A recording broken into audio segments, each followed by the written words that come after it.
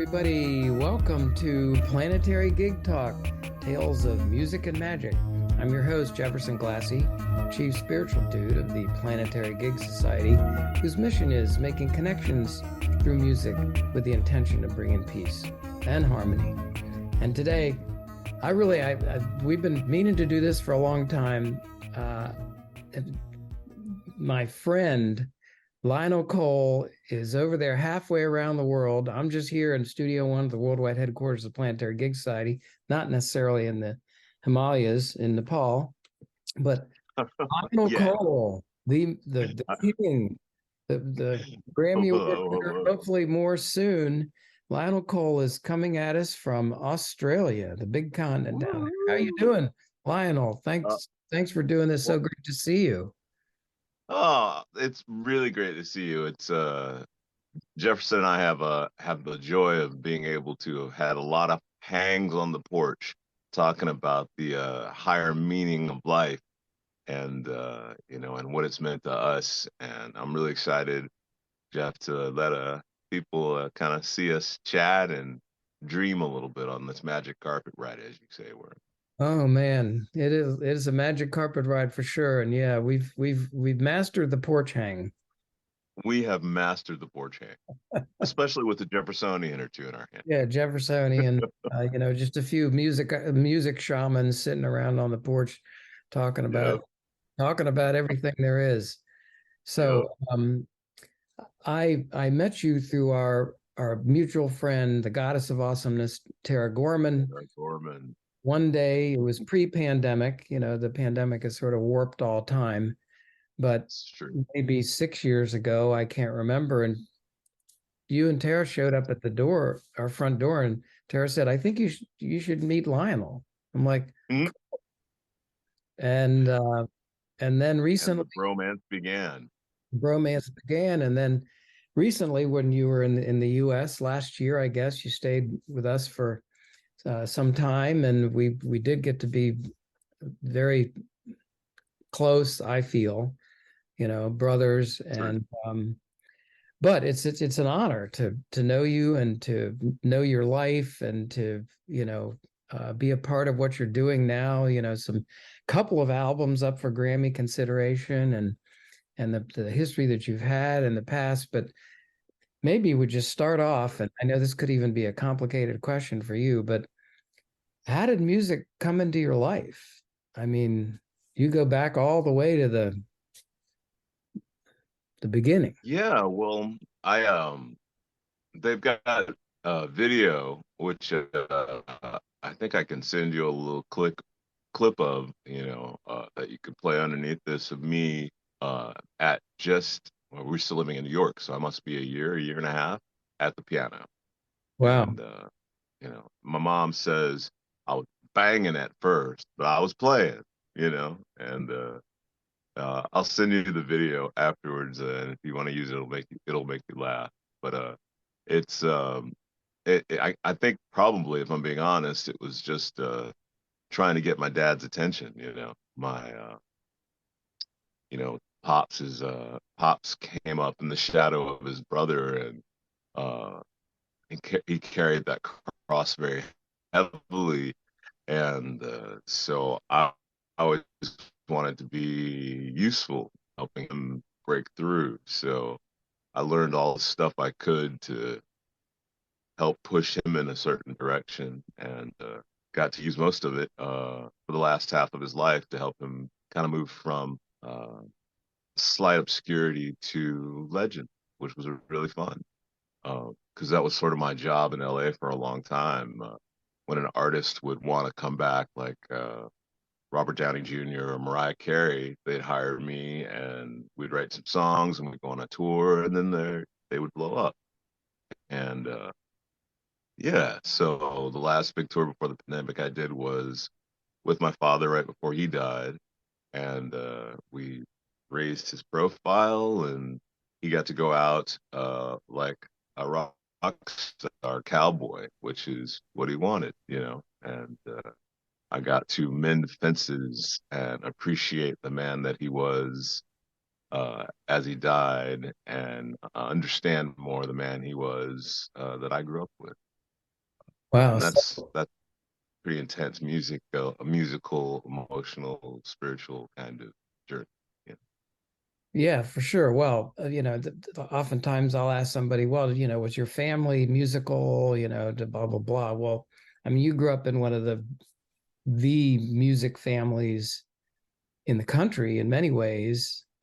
Freddie Cole, your father, brother of Yeah. Nat.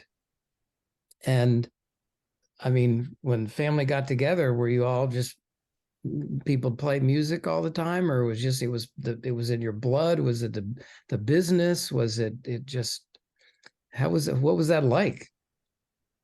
Well, I mean, I think I came out of the womb talking like this, so I think I scared most children, and the piano was always well, I was drums first, but the piano and drums were always my kind of best friends. Um, and people laugh a lot about the Cole family, like, I'm not quite third generation because dad was so much younger than Nat, but Nat, Natalie, my father, and me, and my cousin Ed, of course, is still there out there doing Cirque du Soleil, leading Cirque du Soleil.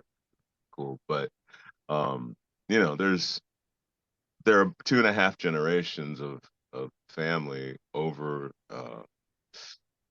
75 years in the music business. Family's been in the business, and last year, funnily enough, um, before I even decided to put out the Grammy, Nat's Christmas song crawled back up into the top 10 for Christmas music.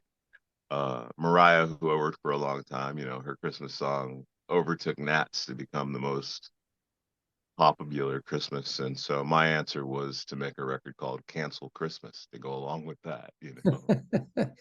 Well, I mean, part of your upbringing was always you would be a little bit of the renegade, right? Yeah, I think they call that a black sheep, and that would be that would be me. I actually put a record out that's called "Bittersweet Beautiful" a bunch of years ago, and it's called "The Diaries of a Black Sheep." You know? Wow. But I mean, as a young musician, I mean, the I guess the goal couldn't have been really higher. You wanted to become, but you had to become just an excellent musician. I think one time you talked about you needed to know when Freddie was going to start. He wouldn't tell you what Yeah. song it was. Could you talk about that? Well, I started as an actor, right? So I was playing music by, 2 or 3. I had my first professional acting gig on stage at 6. I had my first national American TV show on ABC, the network ABC, when I was 9. And I had my first song published and recorded by my father when I was 10. Um, I mean, I'd written songs before that, but the first published song, all after all these years, was recorded by my father. Yeah, it's a song I wrote when I was 10. Um, and like I said, music was just always my best friend. And the parent, you would think, with the lineage I have, we'd all be sitting around the fire, trading tunes, but they were old school professionals, and my dad was as close to a New York gangster as you will ever meet. And so you couldn't really imagine Tony Soprano sitting down to practice piano and singing songs, right? So that's more like my household, like um, my pops on the bandstand, to answer your question directly. Yeah, like when we were learning, like let's say I was 8 years old or 9 years old, I'd be hanging out with him and we'd be on a bandstand somewhere, and he'd call me up to the stage, and he'd go, one, two, a 1, 2, if it, boom, and he'd start playing, and everybody on stage would have to know what song, what key. He wouldn't call the tune. You know what I mean? If you're lucky, he'd play one note before he started, and you just have to be there. And that's the school of Freddie Cole. And a lot of us have come through it. Russell Malone, like, I mean, so many young musicians. And my, in fact, all the guys I'm traveling with on this American tour that starts on the 15th of December at the Velvet Note will be the legacy band. Everybody in the band has been someone who was trained just like me by my father in his band over the last 40 years. Wow, it's just amazing. So it was the family business, and you just had to know how to do it. It's true. It was definitely, some guys got a hardware store. I got singing and playing music to try to make the spirits of the world a little bit lighter. Yeah. Well, let's just take a little bit of a side stop here, but the reason that you knew Tara Gorman Mm. was Up with People. So, It's true. and you were, could you tell us a little bit about that and how old were you? And I think people know some about Up with People, but they probably don't really understand what Up with people really did. Up with People was part of the United States government, and it was part of of operations for hearts and minds all over the world. And what it did was it got kids together from 125 different countries, put us together 125 at a time, and sent us out all over the world to go into the communities and do community activation and restoration, uh, kind of community service acts, anything from building houses with the Amish to, you know, uh, painting fenced in the park, and then sell a show. And so we'd be on this bus tour and we'd send three people out 3 months in front of us to the city we wanted to go. And they would organize a place for everyone to stay, a concert, and then we'd roll into town and we'd do the show and keep going. And we did 40 states and 7 European countries in a year. And I did that at 17. I graduated college, I mean, high school a little early. Uh, and I started at and I think the government thing came in because I was already working for the government at the time for a guy named Max Cleland, who later became senator. He was Secretary of State at the time, and I was head of the computer science department before I could drive. So at that point, I had a full ride to Annapolis and all of that. And anyway, the night before the guys came to give me my letter from Annapolis, my boss Max sent me to see Amadeus, Huh. and I it I cried my eyes out for the entire movie, and I was already with a girl I'd been with for 2 years who had picked out like 11 names for our kids, and we'd figure out where we were going to live in the area. 'Cause I was going to go to Annapolis and then finish at Yale. And I saw the the movie, and I got back to my desk after school. I went to work, at the State Department. And on my desk was a handwritten note by Max, and Max lost legs and his right arm in Vietnam. So for him to handwrite a note with his left hand, was a big deal. It said, "Lionel, you have the world on a plate. I'm giving it to you. Just don't forget that the world is yours, and you should do what your heart tells you to do." Wow. And so yeah, I chose me. Well, you chose you. That's a good choice. So yeah, yeah. Well, actually, I think I've chose me.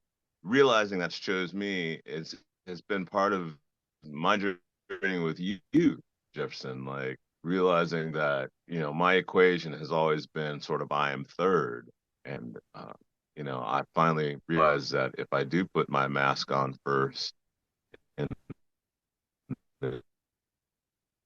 this in this magic carpet, I put myself first or almost first. I think always my calling to do art and to use the technology and stuff to change people's spirit is really my thing on the planet. But music is talking, which I really get to do it the most between, my radio show and these new records, all the people I've been working with in the business for, God, almost 50 years now. don't I get a gold watch or something? I mean, you It's need in the 50 years mail. somewhere. You're supposed to get a gold watch, right? That's not quite 50 years, right? Um, Next year it'll be 50 years in the business. wow. So, I mean, it's quite a story, and where you just found yourself, where, whoever dropped you into life here on Earth put you in an amazing place, and you took a lot of advantage of it, but there were also choices, and you've always made the choice for music, and I would say, goodness and understanding and compassion. You're such a good person, and you have so much to offer. It's great that you've got these. You have another album in addition to Cancel Christmas that's up for Grammy too. Now, so that's the cover in the back there, right?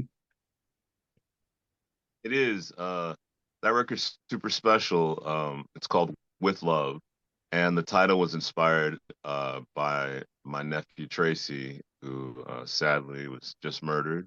And he saw while I was on the road with my dad at the end of his life, that the guys were really pushing me to record some music. That was my music and my arrangements. So Tracy would hold my father off, um, and take him, on some, during Barbie Cup or whatever. And the guys would run studio and record some tunes, and then come back to the gig. And Tracy heard one of the sets of tracks, and he was like, "Oh, I finally get it, Lionel. This is with love. This is this is how you're expressing your love for Grandpa, or for my dad." So yeah, this record is pretty. It means a lot to me, because it is a loving dedication to my father and the rest of the family, but really my father and his arrangements and using his band. And I think he'd be as Freddie Cole said, he'd feel like we was keeping jazz alive and keeping hope alive by making this kind of music, you know. Well, it's true. I mean, that's what music does, doesn't it? I mean, it does keep hope alive. It keeps the magic alive. Um, I agree. we had so many conversations out on the porch about, everything that you can think of, but one of the things, and I guess this may get a little bit to the point that I often ask guests on this podcast about, you know, what have you seen of the power of music, and how do we tap into that? This was the conversation we had about music shamans.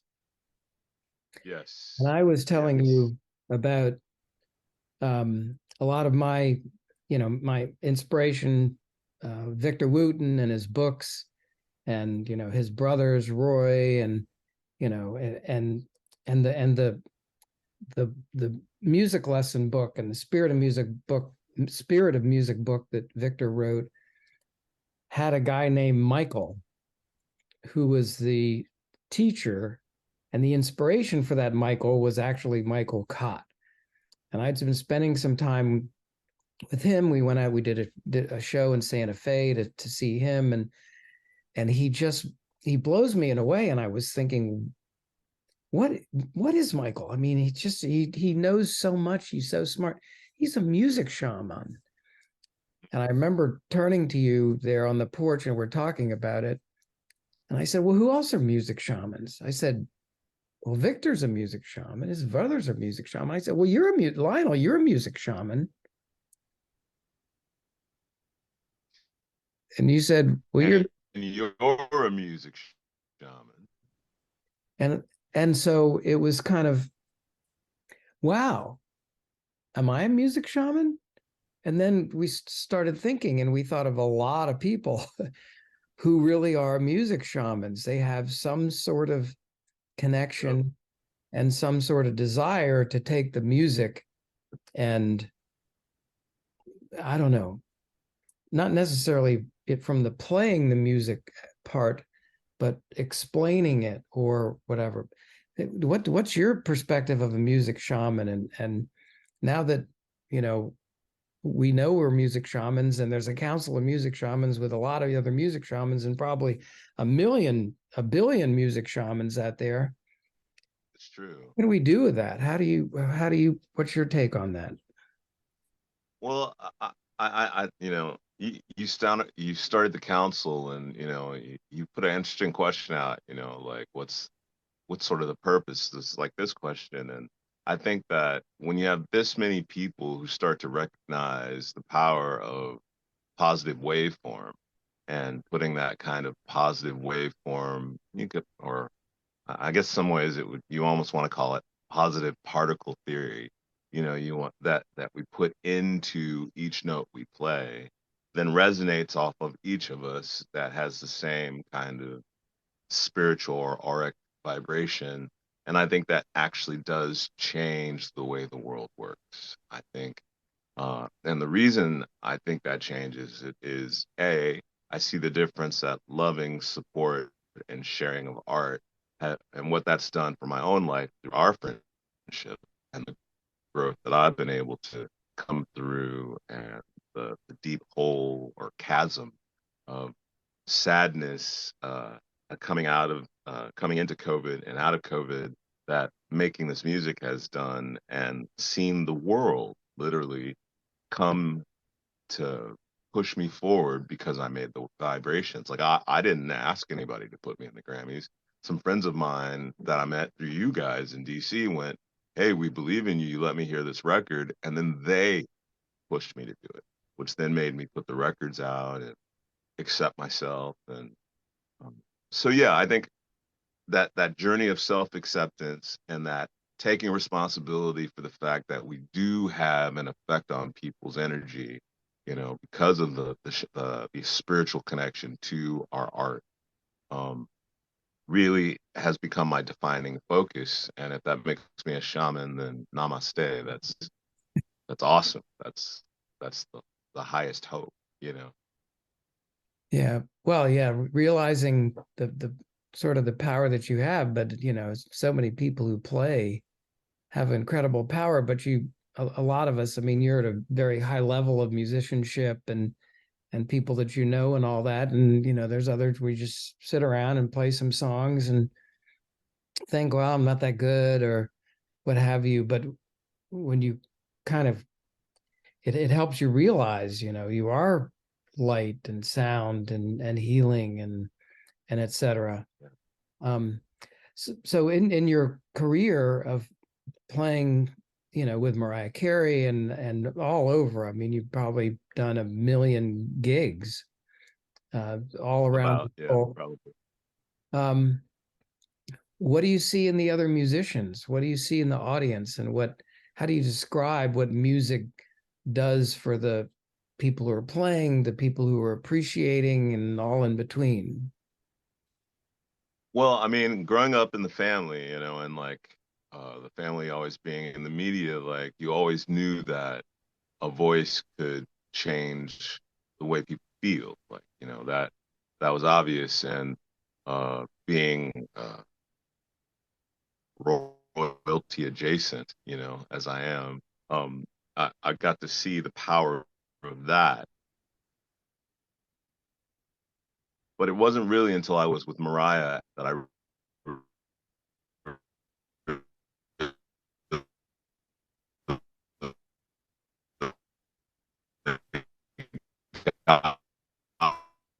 got it. I ended up with Mariah. Yeah, right. He's like, "What are you doing?" I'm like, watching the world explode." He says, "I need you in the studio in an hour." And literally, I got out of my car, up, and he's like, "Oh, cool. Turn on the TV tonight when you get home." And I turned on the TV, and it was Mariah Carey singing my arrangement on that Tribute to Heroes thing. Mm. Randy calls me in the middle of it and he goes, "What are you doing tomorrow?" I was like, "Whatever you tell me, Mr. Jackson." And so that took me on this long, amazing tour when the world was in such an interesting place, you know. And I'll tell you two experiences from that experience that really showed me the power of music, like made me unable to deny it, and my attachment to that. Because I think the power of music is not something that we create. It's something that actually flows through us. It's a goddess power that, that we happen to be able to put our waveform. We can turn the dial to get there, and then open our spirit up as much as possible to let it out. And what the Super Bowl that same day, after they got done, and you know, Boston Pops is playing the thing, and we're on stage, and she's singing my arrangement, and all the presidents are there, and it's the biggest sporting event in history after that, right? And I'm thinking to myself, man, I mean, I'm a C-level Hollywood guy. Like, how did I end up being the arranger of this? And as I'm thinking it, like, and this is right in between the second quarter and halftime, Paul McCartney, who was just in Australia like last week, he was doing the halftime show, and he came and he sat down right next to me. And I was like, "Oh, how you doing?" And he's like, "Yeah, how are you doing?" I'm like, "I'm all right." He says, "You probably think I don't know who you are." And I go, "Yeah." And he goes, "No, you might think no one knows what you're doing and how you're doing it and the energy you're putting out there. But those of us in the world who actually know it's you, and we know what you're doing, and we really appreciate it, and keep on doing Wow. it." He had no reason to say that to me. He had no reason to be kind to me. And of course, then everybody, ran up and split us apart and sent me to go get coffee because, it's just a putz, right? But that really, that has stayed with me, and thank you, Mr. McCartney, for that. There have been some very dark times when I was been able to remember that, no matter how far down the tree I was making a difference. And the second story was that we were playing a bunch of concerts with Mariah a few years later, and the concert tour started to dip a little bit, and I was depressed. And they were doing my song as like the lead song because I just written my first number one hit, and it was her big comeback song. So when I was a kid, we moved from New York to Puerto Rico. So she brought this shaman out from Puerto Rico, from the jungles of Puerto Rico, to travel with us for a week and to kind of guide me. And that week we were at Red Rocks, which is a beautiful place to make it. Right. And he says, "We got 3 shows here." He says, "This is how you'll believe in yourself. Tonight, when you go on stage, just act the way you've been acting and watch the crowd. Now, yeah, you're at a Mariah Carey show, and this is Mariah Carey's hired him to talk to me, right? You're at a Mariah Carey show, but watch how the crowd reacts if you do just nothing, And it was a great show. I mean, sellout crowd, people, whatever. And now he said, and then tomorrow night he says, "Now let your sadness overtake. Just just go ahead and do nothing." And it was a terrible show. Like, everybody played the right notes, but we didn't connect. And the third night he says, "Now stop dimming your light. Know that she wants you to open up and give it all." And I gave it my all. And literally there was like 20-minute standing ovation at the end. People were screaming my name at her show. Right. And now I make that personal because it's easy to try to put out there that, we're changing people's lives. But when you see it, when you actually see, 100,000 people be moved by the fact that you've changed your attitude from negative to positive, and when you get a scientific proof, right? And Mariah came to me after, and she says, "That's why you're on this tour. So you go all around the world and you see the difference that a little bit of positive energy can make to so many, and veterans and all sorts of people who through the rain helped. I got to see that. Like, I got to be there. I got to walk the neighborhoods where it's playing in the air. People are trying to come back together from this crazy 9/11 time, before most people's time out there, in your audience. But it just taught me some great lessons about the power of positivity, and that if I stay open, and it sometimes chooses to come through me.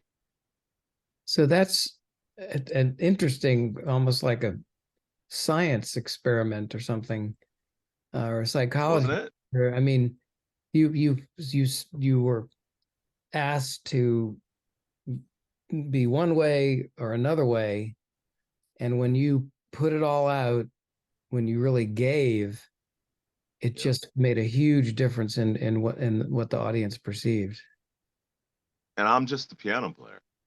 You know what I mean? Like, so that was a real it was a humbling and blessed experience, you know, because it doesn't matter where you are on the stage, it doesn't matter what stage you're on, it doesn't matter how big the stage is or the reach.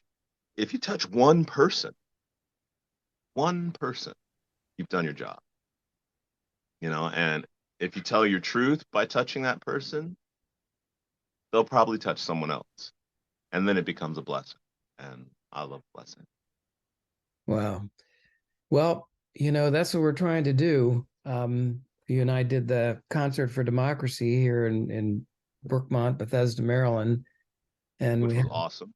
small little crowd, and you know, um, that's what we're trying to do is just make a difference every time. And I guess musicians feel that way. Maybe there's just such a, because the society is sort of upside down in terms of, all the people who care about money and, make a lot of money off other people, but the teachers and the musicians and the healthcare workers and stuff, they're kind of, it's just a little hard sometimes to really push it out there, to keep treating those True. patients, to keep playing for those people who aren't listening in the back of the room or whatever. Yep. But you Yep. really can make a difference. But you have such a big personality.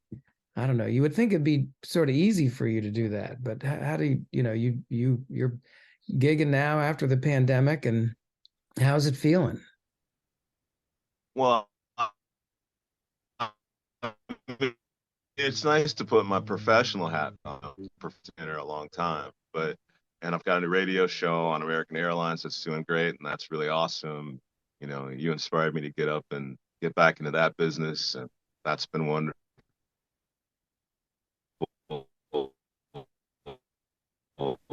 Uh, and so there, actually, my age now is, and they have some certain, and for it's Lionel Cole and Herbert Gavinovich, and I'm not sure what superhero, but uh, I develop this side.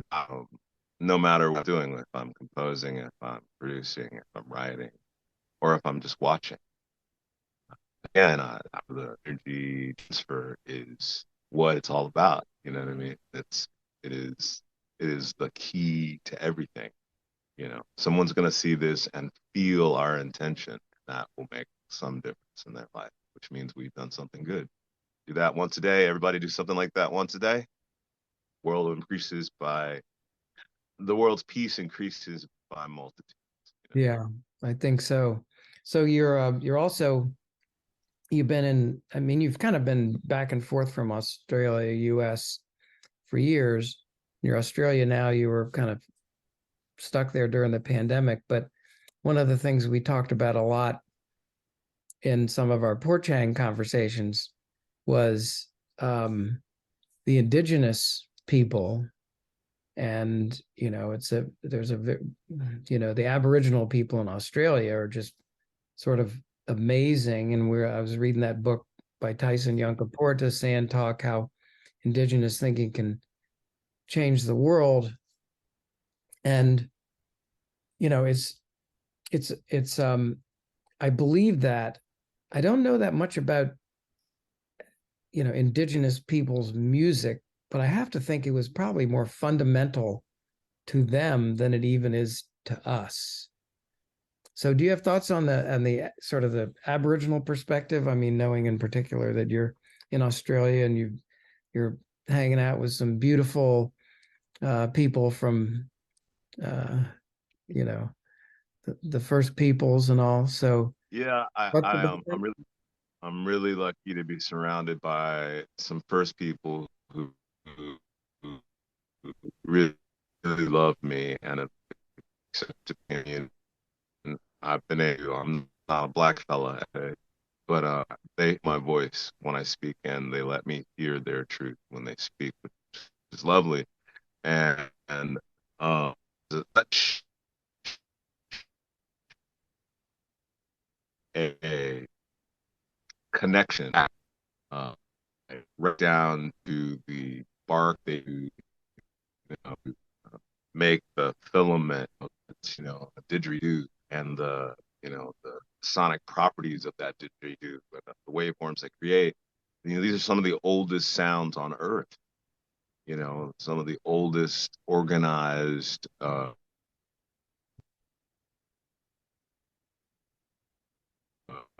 storytelling and take. So to be here where these sounds that are so charged, that energy has just been transformative. And to now be spending more and more time in the culture and, really starting to understand lore, like the law of each, there's hundreds of nations of indigenous people here in Australia, and they're only 3% of the population, and yet they lead the way in advocacy, per capita, in the world. So it's a powerful place to consider whether you believe in change or not. And being around those powerful people makes me feel like change is not only the only answer, but the only sense. So that's been my experience. And the deeper I get and the more I'm opened up into it, and thanks to my partner and all that, it just really, really, I just feel more and more blessed that I get a chance to listen to what the unheard and try my best to translate it for you guys to check it. Wow. So do you have any thoughts for, coming from, I mean, your long perspective in music, the music business, where you are now, to other musicians, young musicians, or just musicians? I mean, there is that, we've got a couple of gigs, going to make $25 playing at the bar and that sort of thing. But, sometimes I think everybody needs a little bit of a pinch or a kick or a nudge or something. But and you're such a wise person, that do you have thoughts that you might want to relay to some other musicians out there? Yeah, I think there's a couple of things that would really have really helped me. And I've seen it help a lot of folks. And if you don't mind, Jefferson, I'll just kind of key them out on the fact that Jefferson and I are lucky enough to be able to support each other's artistic vision with our hearts and souls and our actions. And so one of the most important things to do, even though it's the hardest thing to do because it's a gift, it's a giving thing that we do, is to realize that we are worthy. We are worthy. And if there's one person or 1 billion people listening, it's a blessing. Like that's super important. And that, like my dad, he said he didn't get his first Grammy nomination until we started working together at 68 at the time. He said, I'm an overnight success at 68 years old. You're never too old for an overnight success. Right? So, now I'm 55 and, we'll know in a couple of nights whether or not I make the short list of the Grammys. And, I guess you aren't ever too old. So never give up is the point. If this is what you believe in, no matter what you do, like you're an icon in multiple industries, and yet you spend your quality time reaching out to folks like me who wouldn't have a voice, or wouldn't have as clear a voice without your leadership, so that we can reach out to other people and continue to live our life, whether it be humble or, extravagant, of service through music, so I guess that's the fourth thing, really. You said three, but there's four, really. It's like realize you're of service. We're here to be of service. And part of that service is service to self, so we can clearly reflect back to people what they need, and keep raising the vibration. So don't give up. Believe in yourself. Don't be a jerk. Well, yeah, all those for sure. Well, and even I talk with a lot of people and they say, well, I can't really sing, I played a little guitar, but I was terrible. And I'm like, no, you're, everybody is a musician, everybody has a voice, and it's never too late. And so, what you're suggesting is also sort of supportive of that. Music can change your life. It certainly changed mine. It's it had a ginormous impact on your whole life, and it's been a blessing, as you say. Yeah, it's funny, I like a lot of people, I fought the good fight against, the sadness that comes around being an artist and trying to find oneself and living in the modern world. And the one thing that's always been an anathema to that, has been the true medicine for that, has been letting in art, letting in. To me, music is the art that speaks the loudest with the fewest words. Whether you can understand the language that it's spoken in or not, the intent cannot be hidden. And I think it's worth a lifetime of devotion and service. And so that's what I promised myself. My mom was funny. She's like, Lionel, you have such a big brain. You could do anything in the world. Says, well, and I was like, Mom, well, if that's true. I think I must have been like 6 years old. Well, Mom, if that's true, then I want to do the thing where I can help the most people. She says, well, what do you want to do? You want to be a doctor, a lawyer, a politician? I said, oh, those are all good things, but if you speak music, you could talk to everybody in the world. So I want to do music so that I can have a chance to tell everybody in the world that life's okay, you know? And that's, I mean, I know it's childish and probably, a little too naive and hopeful, but that's the part of me that's the artist that I now take care of first. And that little kid deserves to be that excited, sharing love and music with other people. Because then we're all on a playground learning together. Kindergarten gets better, not more tragic. You know what I mean? Yeah. Like that's, because this is kindergarten here on Earth. So we could, Kindergarten on Earth. we might as well learn how to play together instead of throwing sand. So That's great. Well, Lionel Cole, it's so great to see you and be able to talk with you. Thanks for taking the time to share your, parts of your life and your wisdom with us. You always bring a smile to my face, and well, I'm that's just because we love each other, Jefferson.